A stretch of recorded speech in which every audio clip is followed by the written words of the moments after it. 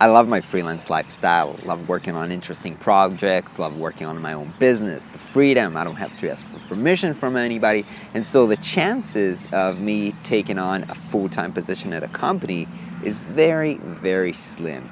But the fact that it's very, very slim doesn't mean that I should shut down every opportunity, because some things might be really interesting. So I got an email the other day from a senior executive at a big company, an interesting company, that's saying I should come to the office for a talk. I'm going there right now and try to keep an open head, even though I know that the chances of me actually taking a position are very, very slim. Always good to listen.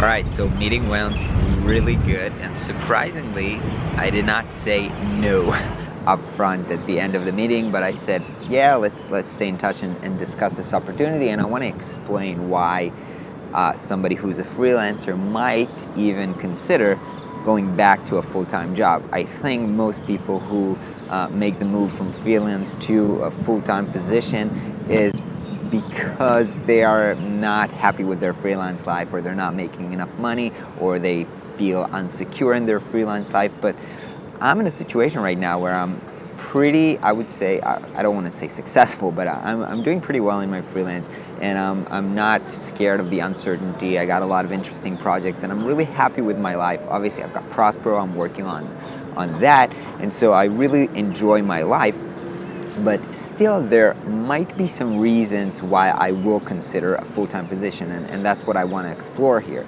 So when I'm thinking long-term about my career, my goals, what I want to achieve in life, I have some goals. Some of them are financial, and some of them relate to kind of the work that I'm doing and the impact that I have. But on the way there, on the way to reaching those goals, I understand that there is still a lot of things that I have to learn. So I have to grow into that position. I have to learn some skills. Recently, I understand that one of the skills that I have to put most effort on is how to work with other people, how to manage and grow teams. So now I'm considering, besides this opportunity, how to grow Prospero team and create a real team around it, so it's not just me and a partner, so we can move faster and grow this and have more impact with Prospero. But now that I got this opportunity, and this opportunity is to be, let's say, an executive at a big company with a big impact on design, in that sense, that I'll have to grow a big design team over there, I might have the chance to learn those leadership skills and management skills and growing a team under the umbrella of somebody else. So that means they will pay for my mistakes and my learning, and I'll have the chance to learn from other top executives, and that might help me reach my goal, and because it's a big company, have more impact. So it is relevant and it is worth considering.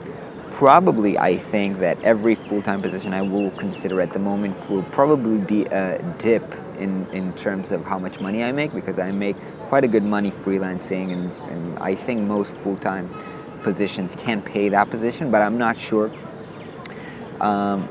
So again, for me, it's about learning. Every full-time position that I had in the past before I became a freelancer, the thing was that I learned. For 6 months I really learned, and then I stopped learning, got bored, and quit. And so if I will take another position, it will be because I see that there is a path to learning, and that path to learning is faster and bigger than what I am learning right now as a freelancer, as an entrepreneur. So that's what I really have to understand, and that's what I said, hey, let's continue exploring this. Of course, I'm in a situation right now where, because I'm running a product business, Prospero, which I'm running together with a partner, every kind of decision that I will make that might affect Prospero, I have to do it together with my partner, and that actually makes hiring me more complicated, because I have to decide what will happen with Prospero, whether it's being acquired, or obviously I don't want to shut it down, and so that does make things for potential employees much more difficult and expensive. So I'm not sure where this is going to go. Like, I believe 99% nothing will happen, and I will keep working on Prospero and doing freelance.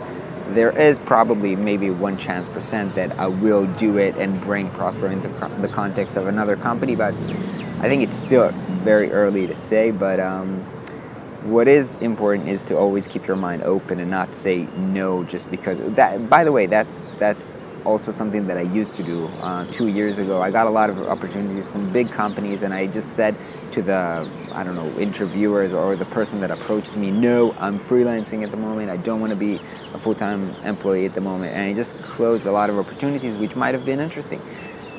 Again, I'm not sorry about this because I'm happy where I am at the moment, but I think that I have to realize that always explore opportunities is always a good thing. Anyway, gotta head back and start getting some work done. Hope you guys are having a great day, and I'll catch you tomorrow.